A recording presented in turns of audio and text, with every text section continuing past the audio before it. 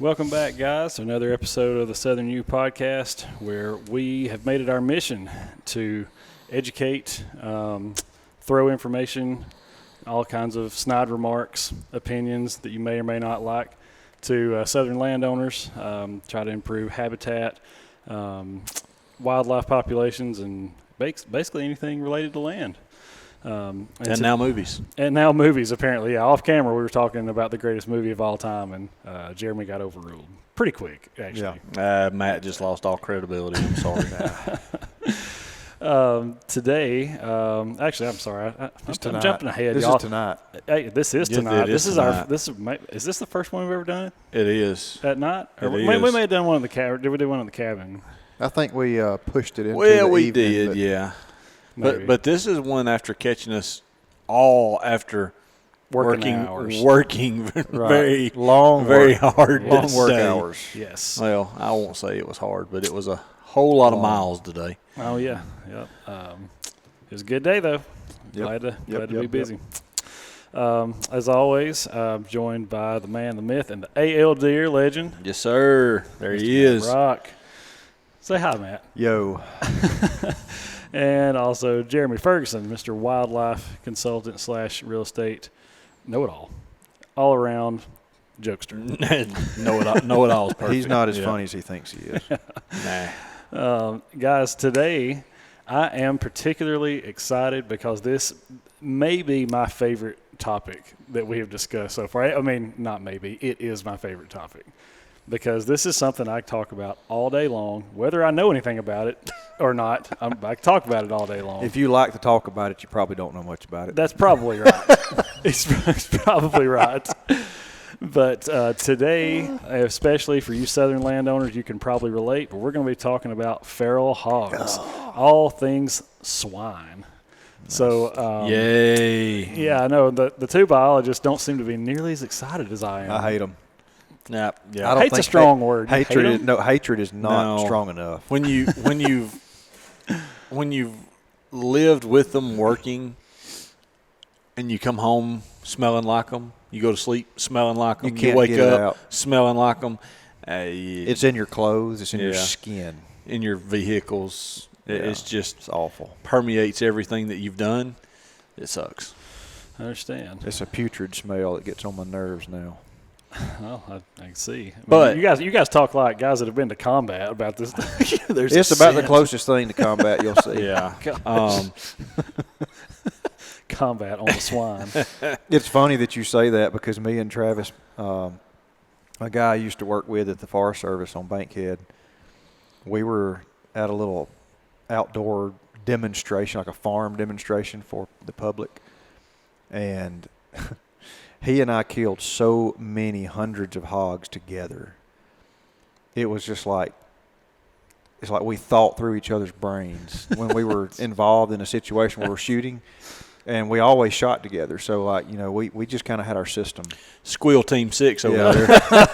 Oh, nice. And we were at, like, that little event I was telling you about. And we came around the corner, like, with an audience. Like, there were people there learning about farm life. And there were several black hogs that very closely resembled what you see in the wild in a pen. And both of us, it was so funny.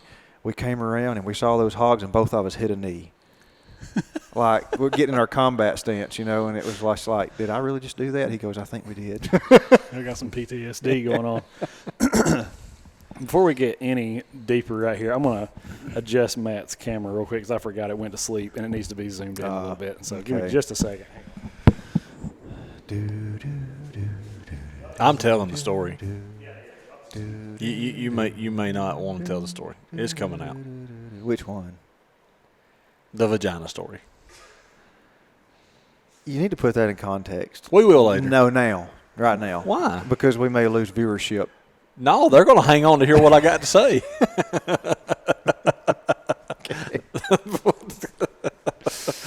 They're going to hang out for the next hour to hear.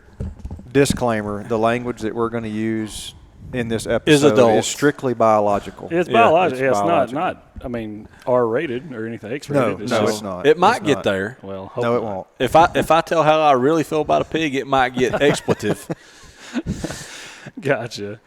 Well, all right. We got stories that we could tell forever, and I'm kind of looking forward to maybe a couple of those as we go out throughout here. But talking about how these feral hogs impact wildlife and the terrain in which we live here in the South, I kind of want to just get first a little bit of history, right? So first question here is, how did all this start? I mean, we know we got domestic pigs that were brought here, right? Mm-hmm. And because they're not native, we hear that all the time. They're not a native species.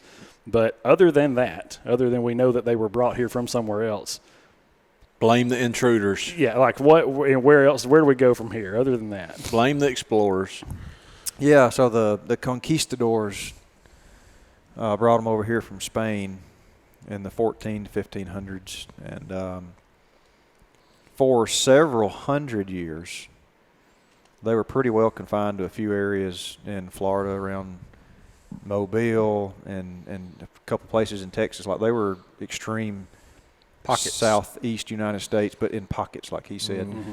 And then in the last 70 years, they've expanded to dang near every state. Now, if you look at the timeline of, like I said, several hundred years, they maintained populations within certain river drainages and then just exploded. How'd they do that?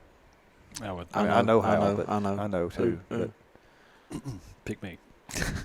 Or do you- I think people have transported live pigs. yeah, Yeah. that's how it happened. Yeah. They can run fast, but they can't run 75. No. Better of a pickup they can. Right. And so that's basically how we've gotten here. And that's kind of, I mean, look, y'all, you know the format. We ask 5-6 questions. We call it a day.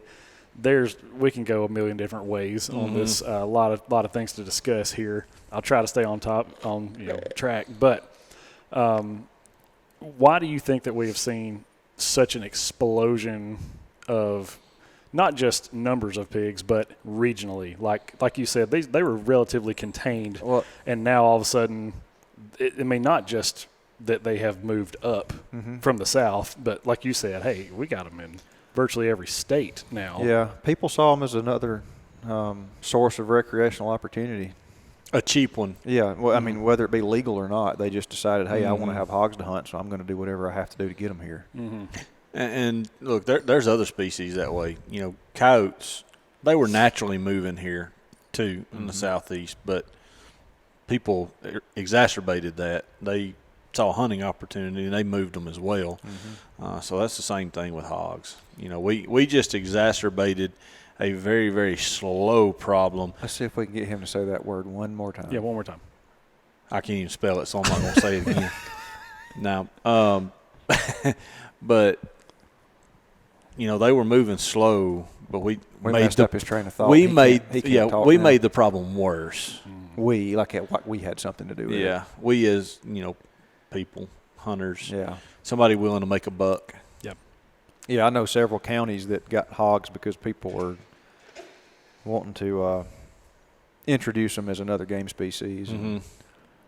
Well, look, we have hunting clubs now in Alabama that they figured out a way to, because hunting leases are so high, figured out a way to make more money. You know, they're selling deer membership separate from turkey and now separate from hog, which, to me is a problem. I know a hog. That just means people want to keep them around. Yeah, I know of a club that is selling hog hunts, and you're only allowed to kill boars. They won't let you shoot the sows because they want to have them there. They should have their lease removed. I say that is Exactly. wild. Yeah.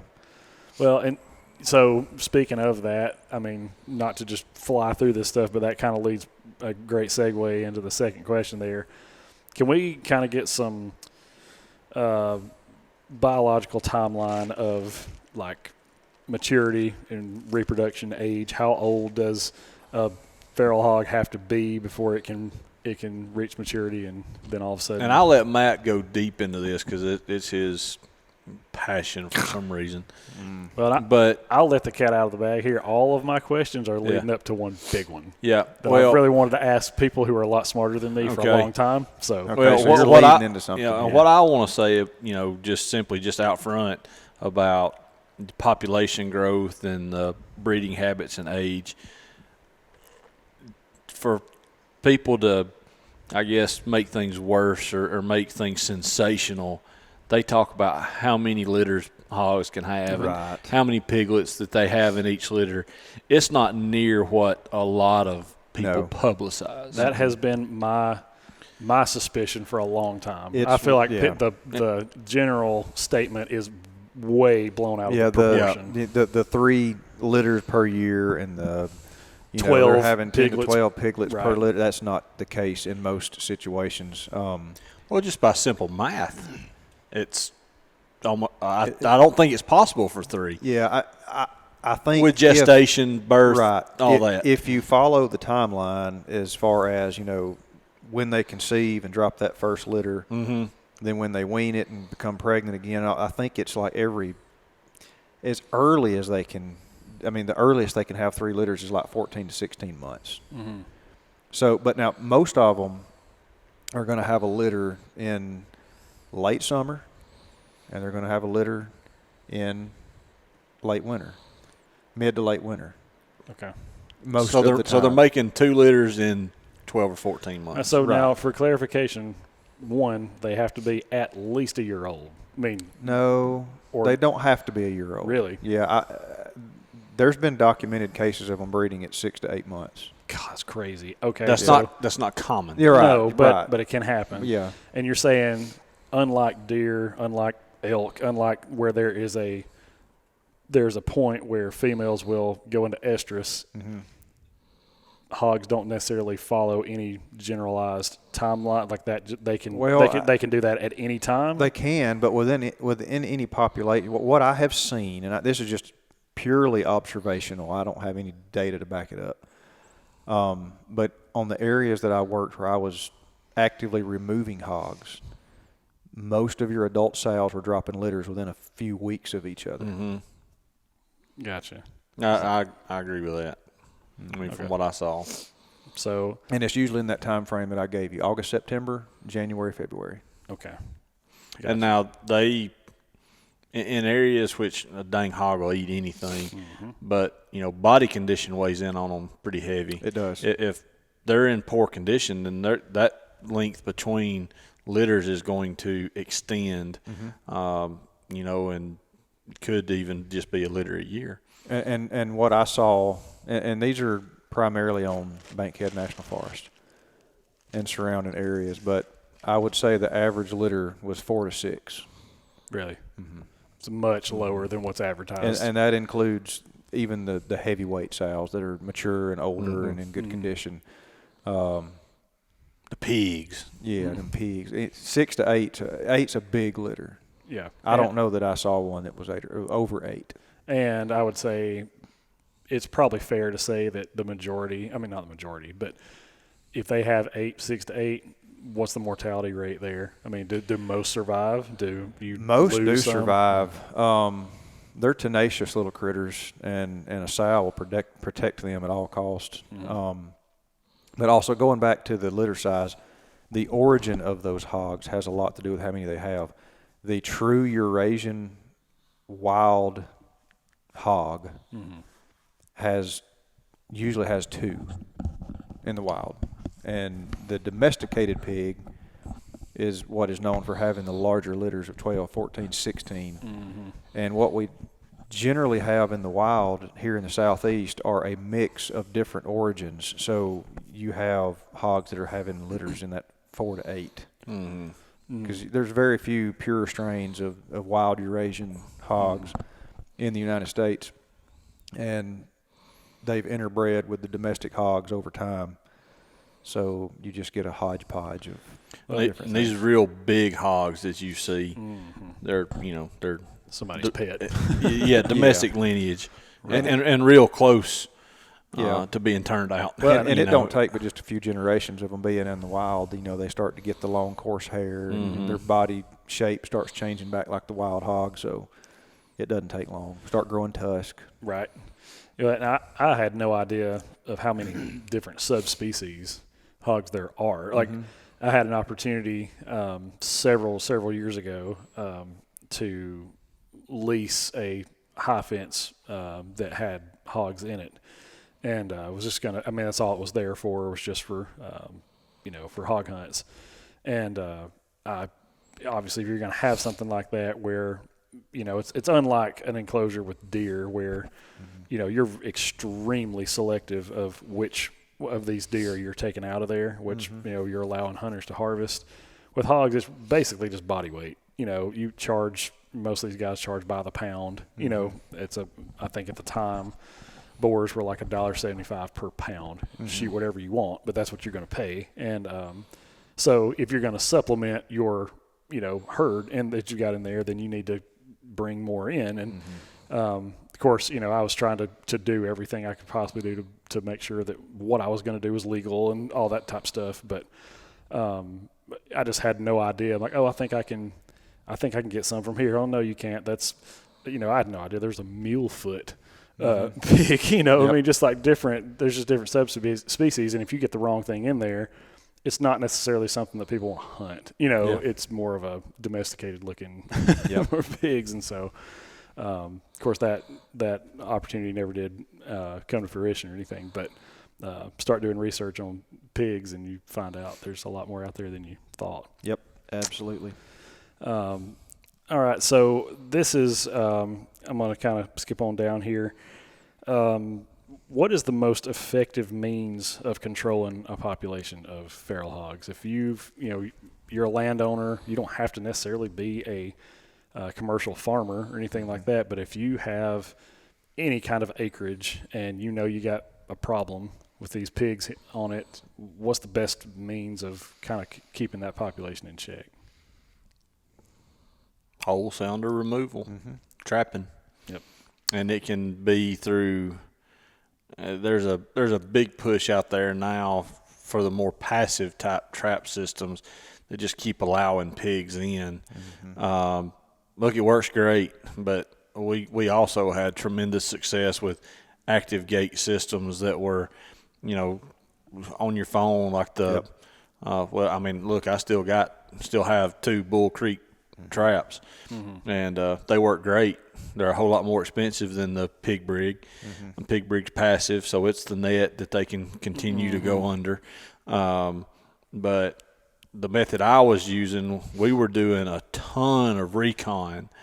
So we were very confident in the number of pigs that we had, and we didn't drop a gate on them until we had every single pig in there. Yep.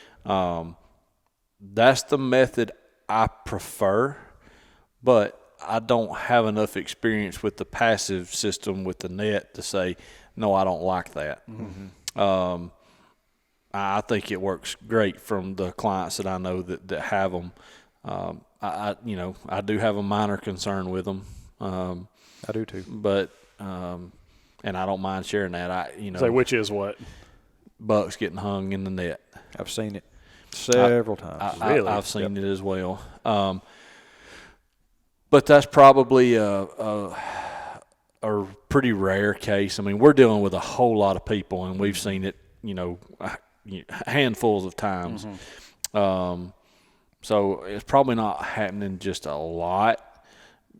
But if we're putting thousands and thousands and thousands of dollars into our deer herd, we don't want to lose any from something else that we're doing. Sure. But now I have seen deer get in other trap types, box traps, and get themselves killed. We constantly had deer get in our Bull Creek traps, but they just hop out. And that's the thing with the pig brig. They can't figure that out because it's 3-dimensional. I mean, they're looking at a net that comes in at an angle, and it freaks them out mentally. They can't process that, so they don't know to just jump over. They've got the physical capability of doing that, but they don't. I've seen a lot of does and fawns get trapped in those pig brigs, and they will literally just beat themselves to death, just hitting that net, going back and forth when the person shows up to help them get out. Right. They'll injure themselves before they can Oh, get them out of there. If a deer wanted to jump over an 8-foot fence, it is no problem at Yeah. all. Yeah. You know, And those no big problem. rigs, they're only Oh, this high, they're chest high. but they can't process, how do I get out of this thing? Yeah. And I don't know if they've made strides to keep that from happening. Look, I think it's a great system. I do too. Anything that helps. They work fantastic in areas with low cell phone coverage too. Yeah. Oh, okay, cool. And you And don't they're have that other and they're option. very mobile. Yes. And they're a third of the cost. Yep. Yeah. So It definitely has a place, I guess. absolutely, They all have It's a got- place. They all have their place. I tell people when I'm working with clients with hogs is, trapping is the best, but use every tool in the toolbox. That was going to be my next one. That's legal. You're going to run into hogs that are trap shy. You're going to run into hogs that, they've played the night vision, the thermal game. They're going to be slick. And when you run into that type problem, the best thing in the world there is a good hog dogger. Yeah. Mm-hmm. Go in there and remove those individuals that are a problem, and then start working on the rest. And what I did at Bankhead, we used the guillotine style drop doors. Yeah. This was before a lot of the state agencies weren't running that technology when I first started with the state. So we had to build our own traps out of hog panels, livestock panels, and build our own doors. And we would just use drop gates, but we would monitor that trap or a sounder. We would put cameras out all over the property, and we would identify specific sounders and know exactly how many individuals were in there. Then we would target this group, and once we caught that group in its entirety, we'd move on to the next one and move on to the next one. And when you do encounter those trap shy hog, every now and then you'll have some. It don't matter how long you bait them, and you may have 18 out of 21 hogs coming in every single night, but 19, 20, and 21, it's not coming in. And they're just not. No matter what you do. Yeah, no matter what you do, no matter what you bait it with, no matter how much patience you have. So what we figured out is we could trap those hogs and show up right at daylight when it was just getting light enough to shoot. And the 3 or however many there are in that group that you can't catch, they're going to be in that general vicinity. They're not leaving that sounder. Mm-hmm. So all you have to do is get there, Sneak in. sneak up on them, sneak up on them, and you can shoot them outside the trap. Yeah. And then take care of the rest of the group. Yeah, and so that's what I was going to say. You guys kind of answered it already, but you both have businesses where you're working with landowners, and should you come across these pigs, what's your advice to those landowners? Do you need to trap them? You need to hunt them? You need to do every, Kill them all. Yeah, trap. And let me just go ahead and say this too. And this causes heartburn with some people, but I had clients that I was trapping for, and I would tell them, do not shoot any pigs on this property while I'm here. You're paying me to do a job for you. If you want me to do it effectively, Leave them alone. leave them alone. Let me do my job, because if I've got a group of hogs coming into a trap and the farmer is driving through the area, and let's say I've baited them up for 2 weeks, I finally got them coming in consistently, and I'm fixing to drop that gate, and he drives through and shoots at them one afternoon, that's it. it may be 2 or 3 weeks before I have them again. So just let me do my job, and after we've done what we can do, then we'll start shooting pigs. Gotcha. Yeah. Hogs are very sensitive to pressure. Yep. Oh yeah, I would. They'll just up and move on you. In general, I know they get a bad rap for being dumb animals. No, Pigs are extremely. They're much more intelligent. intelligent than a deer. Yes. Oh, yeah. I would, and of course we all know about how good their nose is. But even even in, like I was mentioned that enclosure before, I'd walked around in there, with other clients and stuff. Like, if the wind is blowing at them, hang it up. Oh yeah. Forget about it. Yep. Like you will, especially we're trying to bow hunt them and stuff. So With a gun, maybe you get lucky. Maybe your thermals rise or something like If that. they smell you, it's over. Yeah. Yes, it's over. And they communicate very, very well with each other. There's a lot of vocalizations they make. If you just by nature of what we did, we watched thousands and thousands of hours of video watching hogs go in the trap, and it's amazing watching the sows that were generally the holdouts of the group.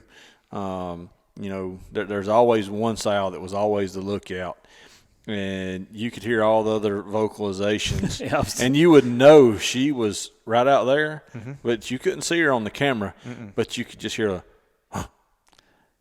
and it's over immediately. It's Everybody over. reacts the same Gone. way. Yep. Yeah.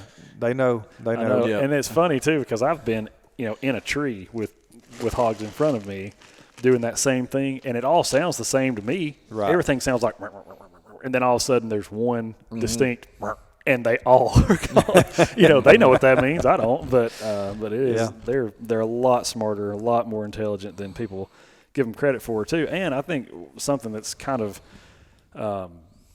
impressive about them too is that you talked about them being hardy in virtually every state they've been introduced to. Yeah. Oh, they're successful. I mean, They can live about they live anywhere. anywhere. Yeah. Well, if you look at where they're from, they're north of Africa, the Middle East, parts of Europe, Russia.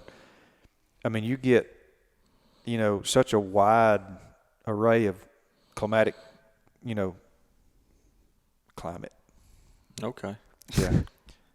Regions that it can be it can be really, really cold. It can be really, really hot and dry. 15 feet of snow on the ground to desert, and they can live in all of it. Yeah, I mean it is incredibly tough animals. Yeah. People call them the North American rhinos. Yeah, and on their intelligence, I tried not to leave them in a trap any longer than I absolutely had to. If I knew I had hogs that I had caught in a trap, I want to get them out as soon as possible because they'll go around that trap and they'll hit the wire or the panels, and if they find a weak spot anywhere, they're going to focus on it till they get out. And if you don't think they can get out of your trap, give them time. They will. They'll get absolutely. Out. I mean, they'll find a way. I've seen some. You just let them get their front legs up on those panels, and they're out. Yeah. And some of them, I've seen them climb over them, jump over them, lift it up. People think they can't jump. They're not athletic. Bull. Them little short legs can push some of them. They sure can. Yep, that's right. So I guess this is kind of, I asked all those questions to lead into this one. All right, so from the big one, the biologist perspective, which it may not be that big a question for y'all, but are feral hog populations as big a problem as media has made them out to be? Yes or no? Blanket yes or no? Blanket yes or no? This truly is. It depends. I know. I knew it was coming, but I'm just like, here's my thing. All you hear about, I mean, there's been documentaries made, that have been put out there. Every magazine you pick up talking about how feral hogs are going to destroy everything. They're going to outcompete deer for food. We're not going to have deer anymore. They're going to raid every turkey nest. We're not going to have turkeys anymore. Kill every pig. Use dynamite if you have to. So is it that big a deal? Yes, but I don't think populations are what a lot of people think they are in certain areas. So, and like I said, I'm basing all this off of my experience, which I've been other places that this would not apply. But everybody talked about how bad the population was on Bankhead. Well, when we started paying attention to what groups we were catching, we were noticing that there was, we may have a group of 22 over here, and then 4 miles away we may have another group of 22. And until we started comparing pictures, we were under the impression that it was 2 different groups. Mm-hmm. It wasn't. A lot of times it wasn't. So those hogs, everybody's like, we've got so many hogs on Bankhead. Well, there wasn't as many as we thought there were. Once you caught that group, damage over here started being minimized.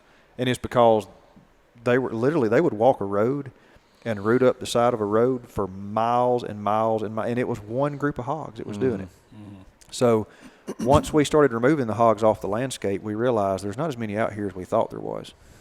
But in other areas of the state, that have had populations of hogs for much longer, it's just like there's a never-ending supply. You can catch 300 or 400 off of a place, and you haven't put a dent in them at all. They're just replenished.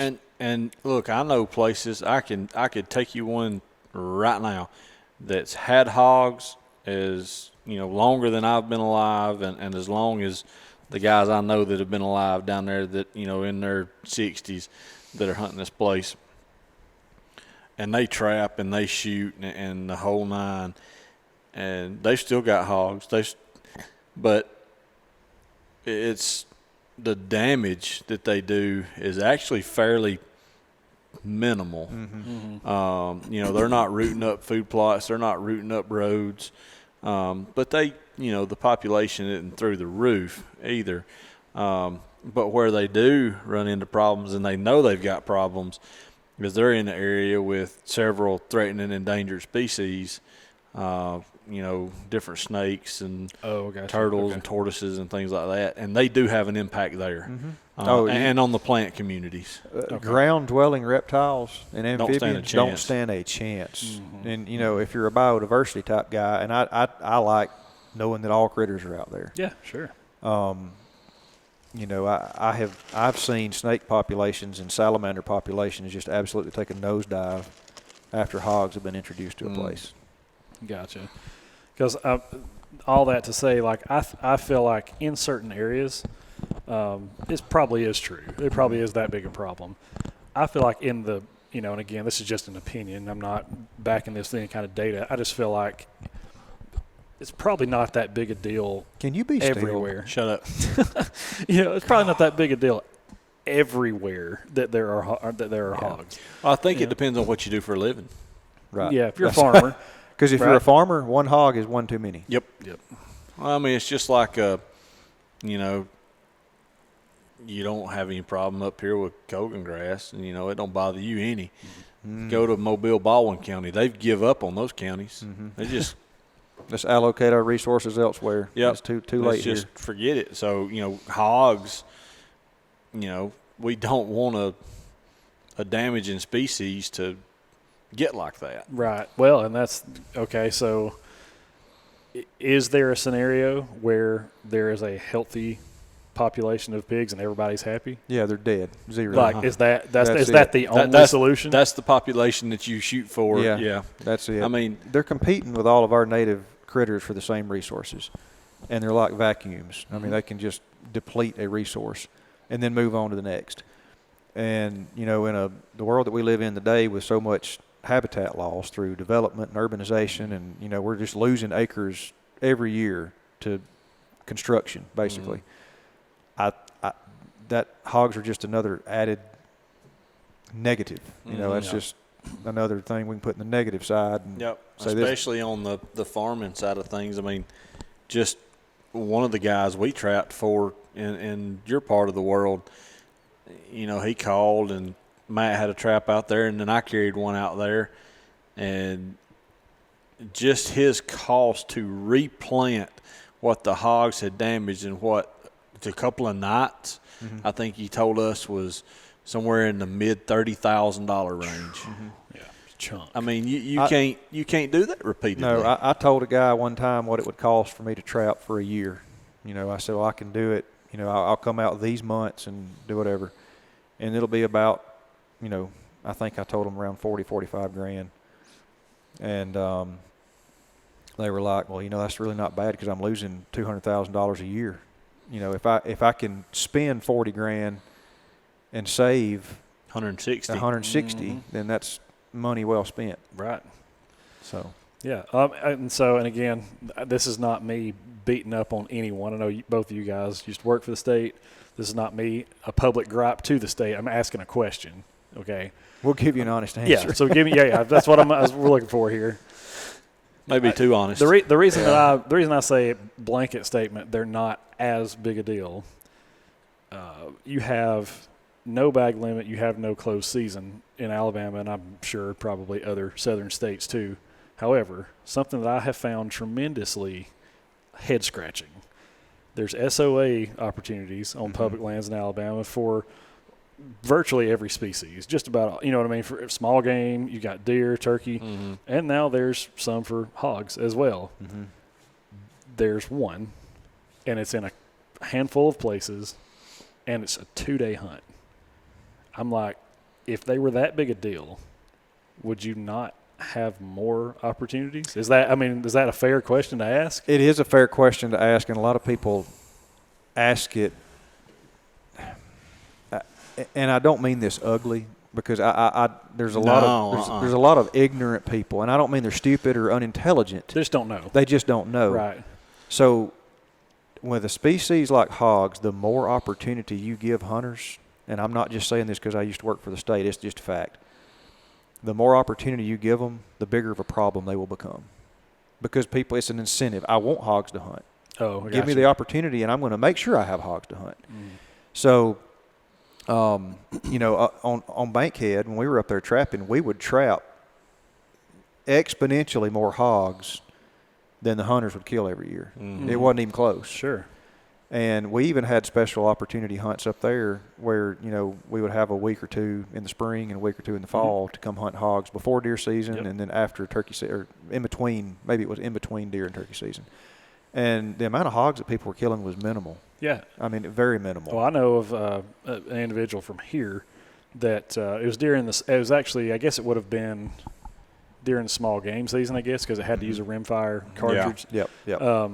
Which is ample for a hog, by the way. Yeah, 22 mag. Absolutely. And but he was just like, we were there for 5 days, never saw a pig. And it's like, well, gosh, man, if I'm devoting 5 days of my life to this, I can't even see one. Is that because there's not that many? Is it because he's not a very good hunter? Is it is it a combination of both? Like, what's the deal? But I've sounds like poor woodmanship to me. Yeah, I mean, it's what I'm saying. It could be. Yeah. And you were also competing with him. Yeah, that's right. Yeah. Well, I was going to say I got complaints at Bankhead after trapping the second year because people that had been hunting some of those specific areas to kill pigs for years were going in there and couldn't. I mean, they couldn't find one anywhere. And they blamed it on me, and I had a conversation. In there. Yeah, I had a conversation with a hunter one day, and he's like, y'all sure are taking a lot of opportunity. I said, good. I hope you never kill another one. I mean, honestly, I hope they're not here for you to hunt. Yeah, well, that's kind of what I was getting at. It's just an honest answer there because, I've gone on 2 of the SOAs myself personally, and I mean, walking, every moment that you can for you only got 2 days. You know what I mean? You got to make something happen in that short window, especially on a place that you've never been before. You got to spend as much time as you possibly can out there. Yeah. And I think both of those were. One was maybe the week after deer season closed. So, I mean, they've been shot at all year, and, it's harder to see them.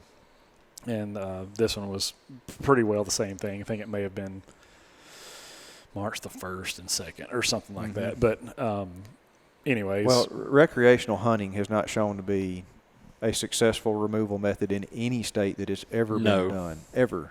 That's just kind of icing on the cake, I guess. Yeah, and most – this is – I am a little conflicted on this because I think that sometimes the states need to let people handle business, private business. Right. But in several states where hogs were introduced illegally and the state completely shut down recreational hunting and said, okay, we're going to take care of this problem before it becomes a problem. They don't have hogs anymore. The states that we have hogs now, let's let people kill them. Guess what? They still have them. And they always to a much will worse now. degree. Right, because they opened up that opportunity.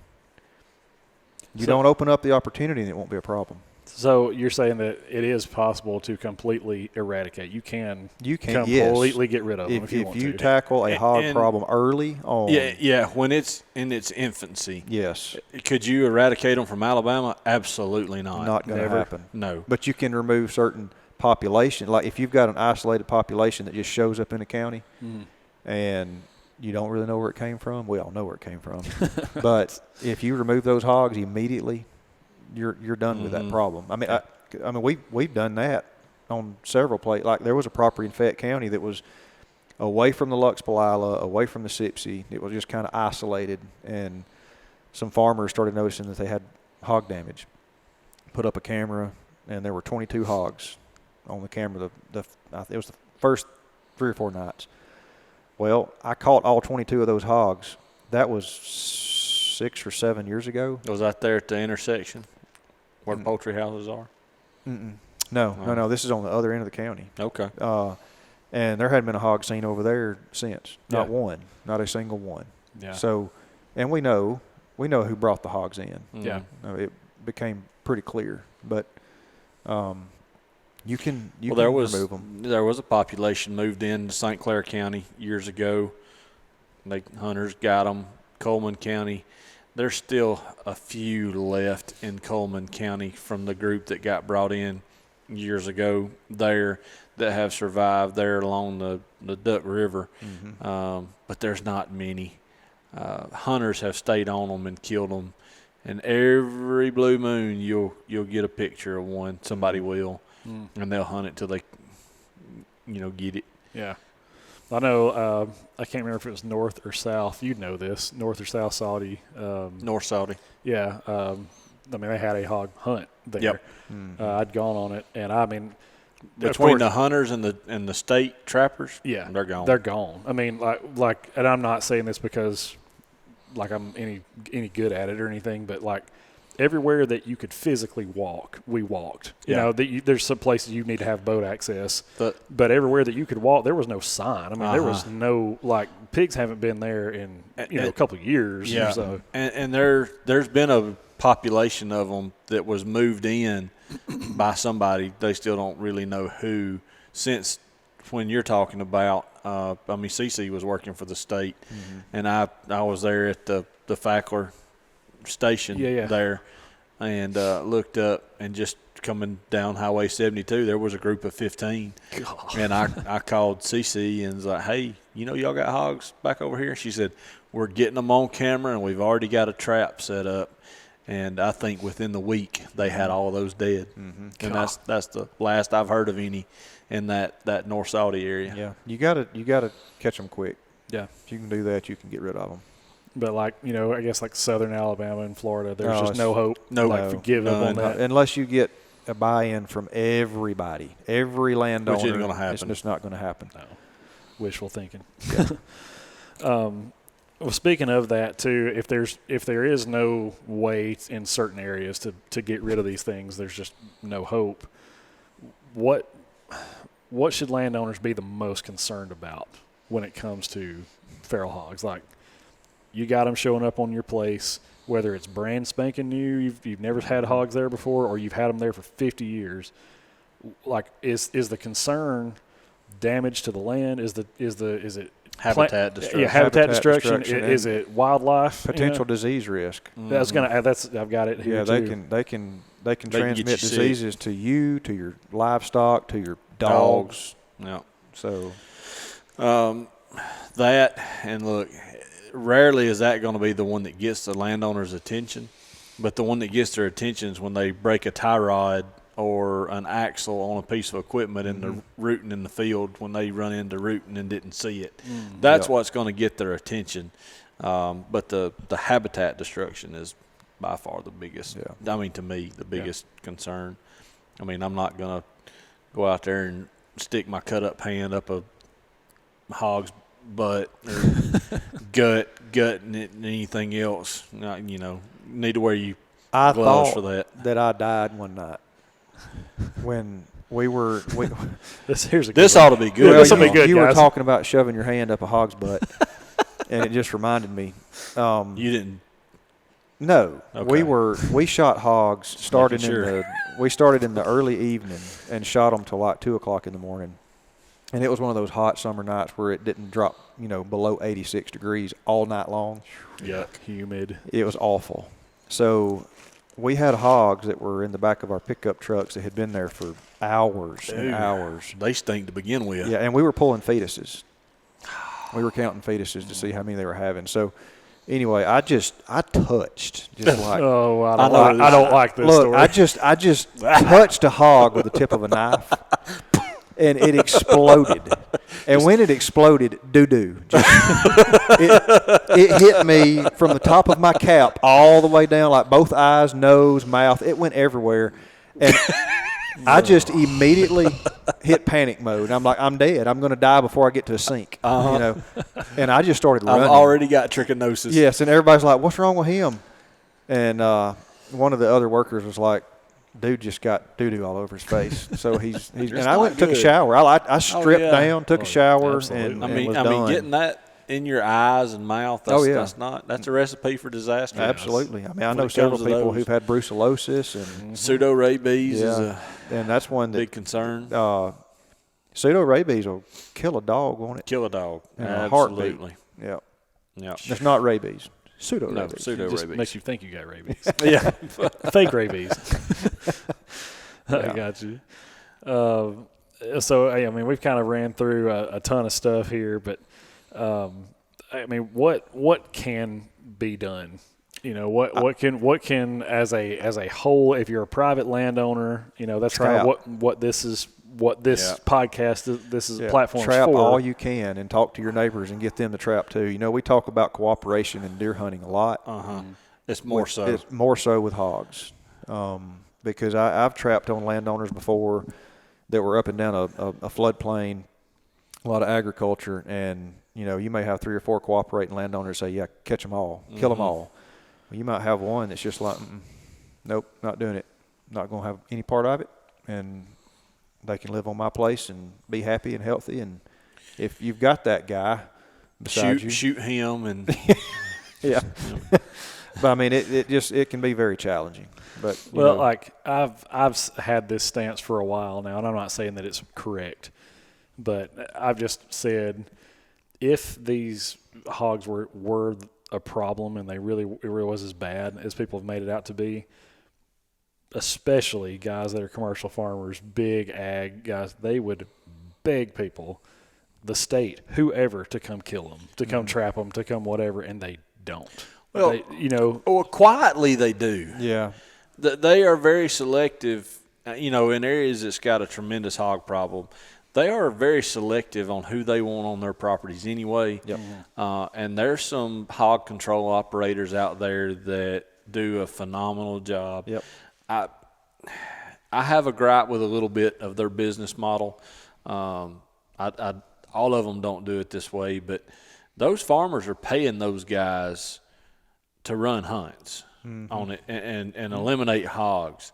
You know, so they're reaching out to people and they're trapping, and look, there's federal money out there to help, or has been in the past, and lots of federal money. And the feds actually put on trapping teams down in South Alabama. What we got? Is there 5 or 6 down there now? Yeah, I think they had Team 6. Yeah, they had millions upon millions of dollars that were allocated to certain southeastern states and regions within those states, or watersheds. So a lot of money went to that. And so, like a private landowner, I guess they've got to meet certain qualifications to get access to that money. Certain or criteria. Yes, and like with the NRCS programs, you can sign up. I think now, is it 3 landowners have to go together to get funding? I believe it's 3. I think it is too. But either way, you know, 3 landowners that are in close proximity to each other, all with a common goal, can go apply for NRCS cost share funds, and they can get assistance for trapping. Yeah. Okay. And that could either be money for a trap provided for them, or these teams that the feds have hired under Wildlife Services to come out and trap for them. And then, of course, you've got control operators like me and Matt, or we were in the past, not so much now. I don't have time to devote to it. And then, you know, there's some others that they are wildlife control operators, but they specialize in the entertainment side of it, and they're not hunting. Right. Yep. And my gripe with that is some of those guys, the farmers were paying them to remove the hogs, and then so were the hunters. That bothered me. Yeah. I'm like, you know, make your money and provide relief to the farmer. You know, don't make money off of both.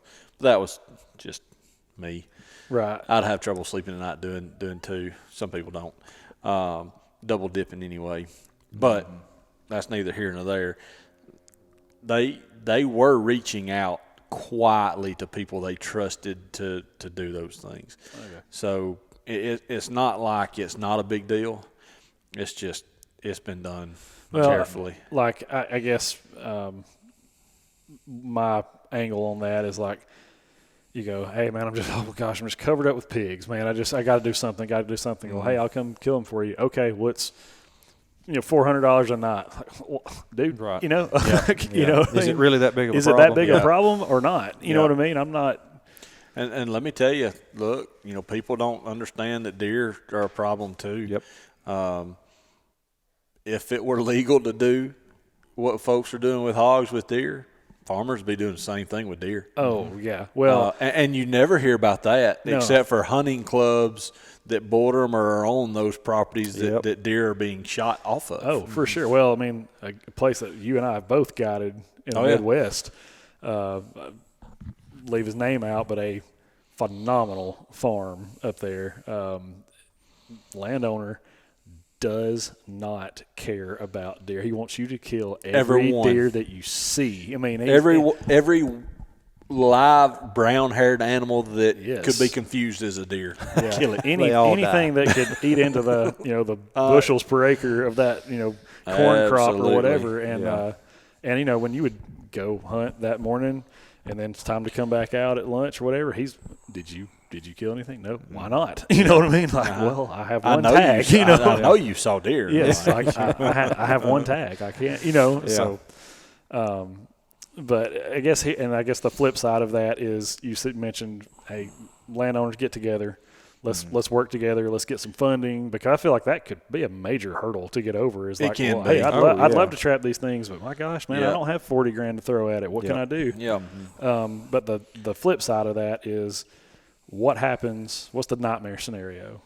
What if we do nothing? If you don't do anything, it's going to be a nightmare scenario. It's just going to get worse. Yeah. Will hogs on their own continue to push north, or will that have to be? Well, look, they don't have anywhere to go now. I mean, they've made it to the North Pole. So I mean, look, really the nightmare is here. Yeah. And I know that's what we're talking about. Jokingly, it's here. They've expanded their range to encompass probably everything they're going to, but their population may still grow within those areas. Yeah. And continue to expand. Yeah, it'll continue to expand. But like I said, now their outward expansion doesn't naturally occur at a very high rate. They're pretty loyal to a particular area. They have a home range, a defined home range, just like most other critters. Yeah, well, I was going to say, they don't move unless there's a reason to move. Unless That's right. It's pressure or food. If there's food and there's low pressure, they hang out. Pressure, food, or water. Yeah. That's the three things that move hogs, generally speaking. But yeah, I hate them. I do too. We used to, when I lived in Georgia for a time, I don't know how many pigs we killed over there, but this was my fascination because I grew up in North Alabama. We didn't have alligators. They had plenty of alligators down there. We'd go shoot a pickup truck load, and we'd go dump them in the creeks and the rivers and watch the gators eat them. Yeah. You dump a truck load off, there where we were hunting and working, and, man, the next day they gone. You might find part of one stuffed up under a log that a gator had, kind of hit out. And that's another thing that landowners have to deal with. Like, what do I do with them once I do trap them? Yep. It's hard to get rid of 20, 30 hogs. Yep, that's right. You're not going to give that many away. No. We generally bury them on site. Yep. Oh, okay. Yep, bury them. Gotcha. And you can give them away, but it's like deer. Now everybody wants one until you call. Exactly. Yep. And when you do, I'll take it. But is it skinned out? Is it skinned? is it? No, you ain't good. No, I don't want that thing. Yeah. No. Yeah, I'm never putting a knife blade to another. That will ruin a knife. Oh, absolutely. One hog will ruin a knife. Absolutely. Their hair so coarse. And look, mud. there may be a lot of people that'll argue with me on how good they eat. I'm sorry. You kill one straight out the wild and go to cleaning that thing, a big hog, they just not good. I don't have any desire for that. None. No. I'll never clean another one. I'll introduce you to a pressure cooker. No, I'm telling you, man. not the big ones. But look, y'all, we used to shoot the little pigs, not the piglets. There wasn't enough on them, but 20-pound pig, 15-pound pig.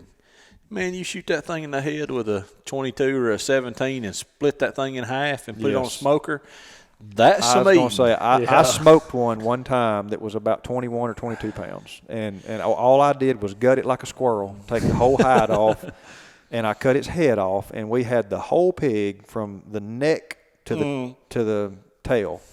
Stuck it on a smoker.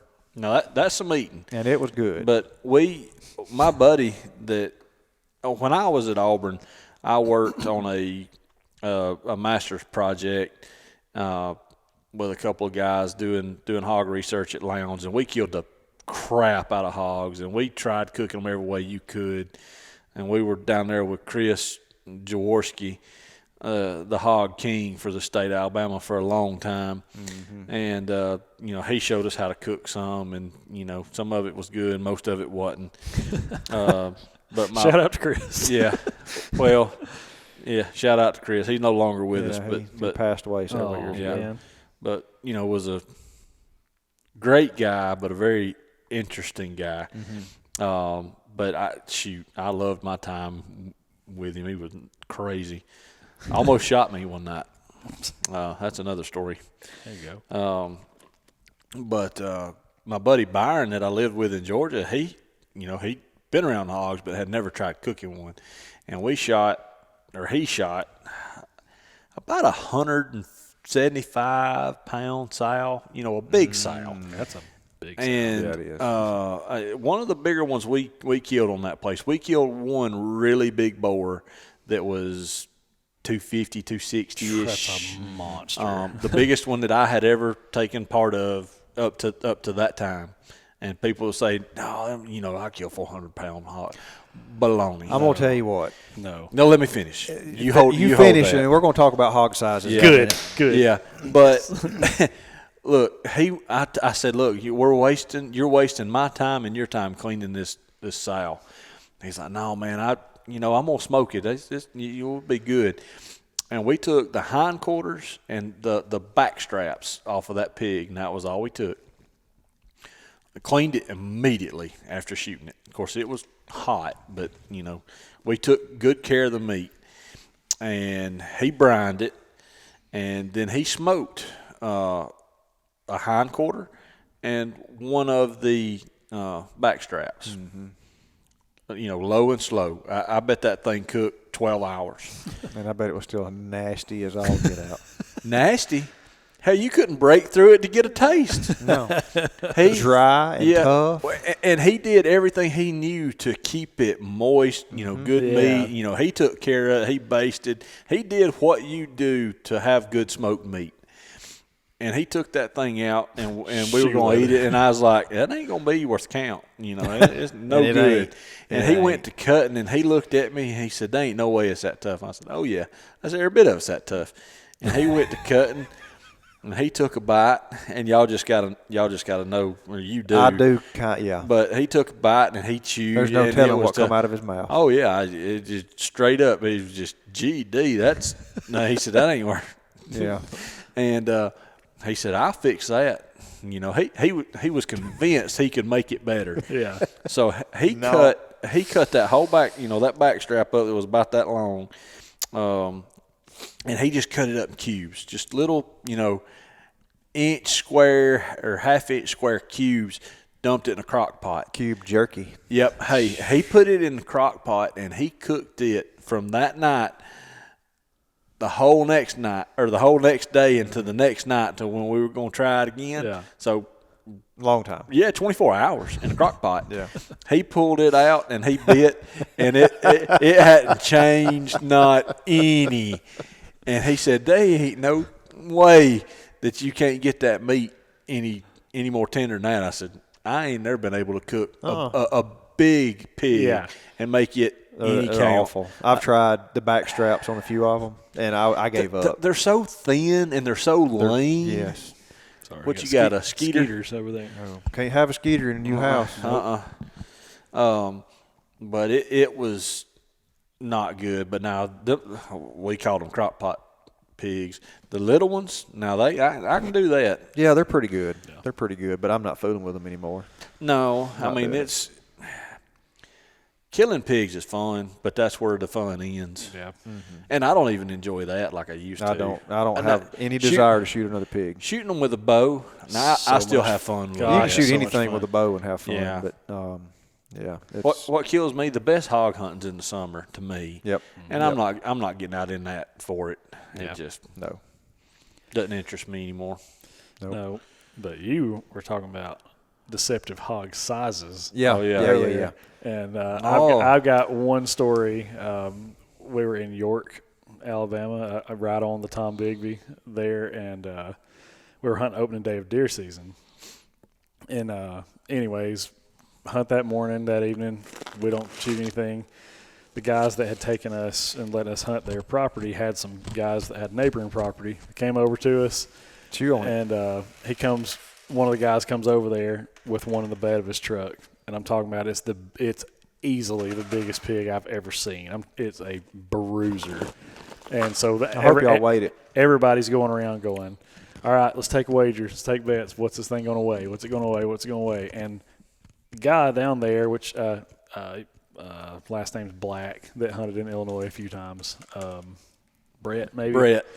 Brett said it's 310. Guarantee you it's 310 pounds what I'm going with. And I mean, I would not have disputed that at all. It was huge. They put it on the scale and it weighed like 248. Yeah. And it was just like, I mean, he could have told me it weighed 350 pounds and I wouldn't have questioned it because it was huge, man. I can't.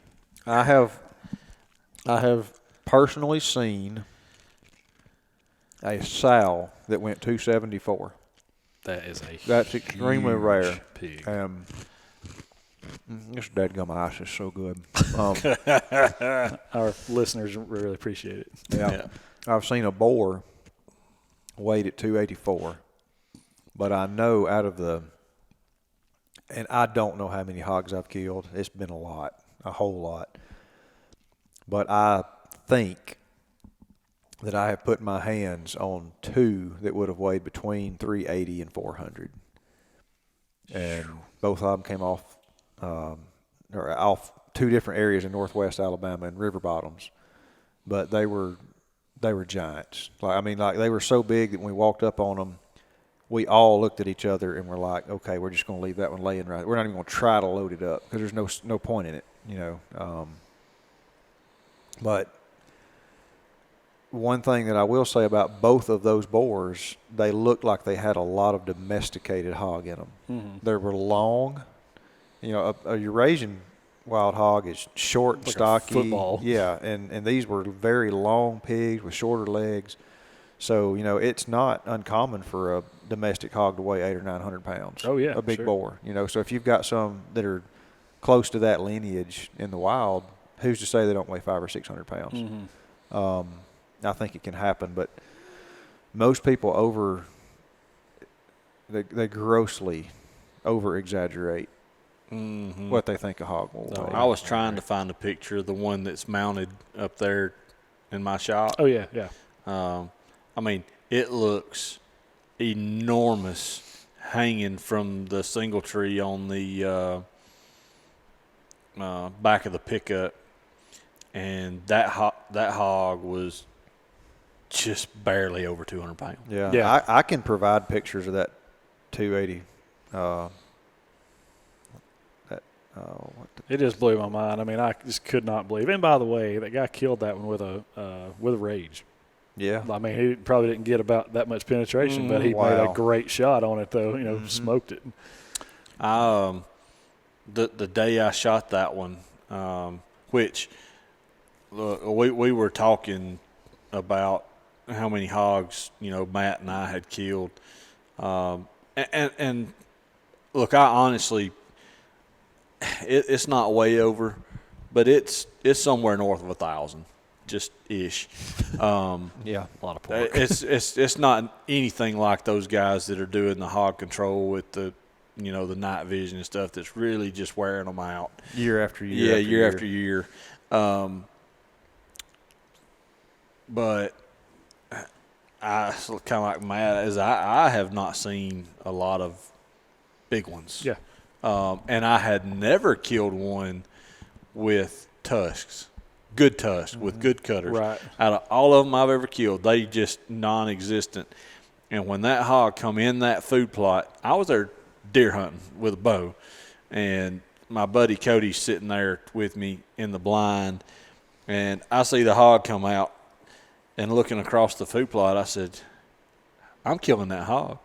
And Cody looked at me like, what? And I said, look at the cutters on that hog. I said, I have never killed a hog like that. Yeah. All bets was off. The heck with deer. I'm killing the I'm pig. killing the pig. Yep. And I did.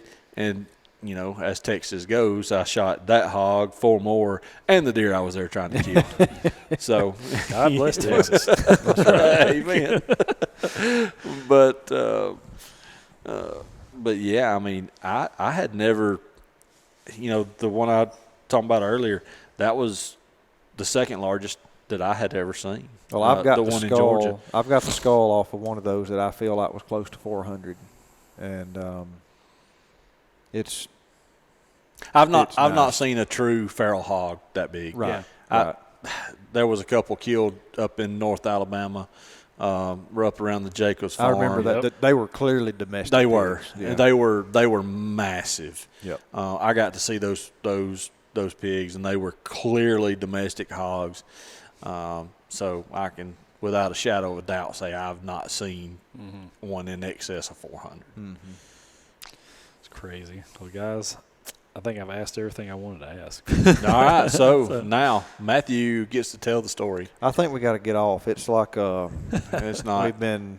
Okay, so since Matt's not going to Okay, tell it, I'm going to tell dadgummit, it. I'll do it. All right. So we had a gal, a news anchor off of WHNT, I think. It was. Yeah.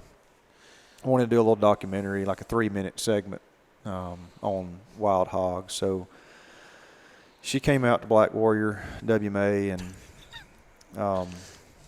she strapped the little cordless mics on and everything. It was me and Travis, and we just took her through the, what's a normal day for us? What do we do out here? Slaughterhouse. Which wasn't much. Well, at the time we were trapping hogs, so we just took her through the whole routine from start to finish, checking traps and rebaiting traps, looking at cameras and that kind of thing. So we're telling her about all this, and of course, she's filming some of it and to put it in her little documentary. And I just got through talking about, not shooting into a group of hogs that you're trying to trap. And we had a few stubborn hogs in the group that we were going to shoot if we saw. Well, we happened to see them driving in with her in the truck with me. No. And I said, turn off the camera, turn the camera.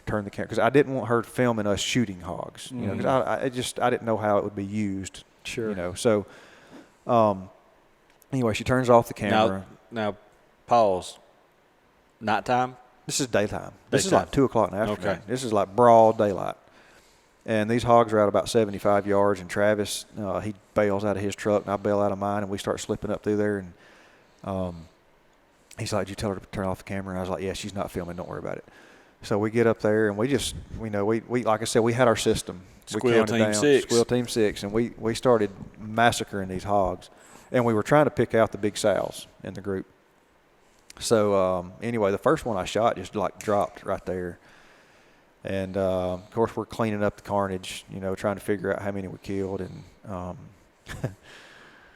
I've got my mic on, and I'm not even thinking about a mic because I'm killing stuff.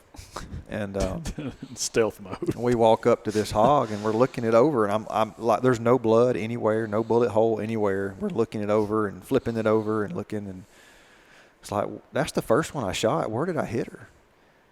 And Travis picked up her tail, and I said, did I shoot her in the vagina? He said, Brock, you shot her in the vagina. And he's like, and your mic's still hot. I was like, shut up. No, he had turned his off. And he saw a little light on mine, apparently. And he's like, your mic's hot.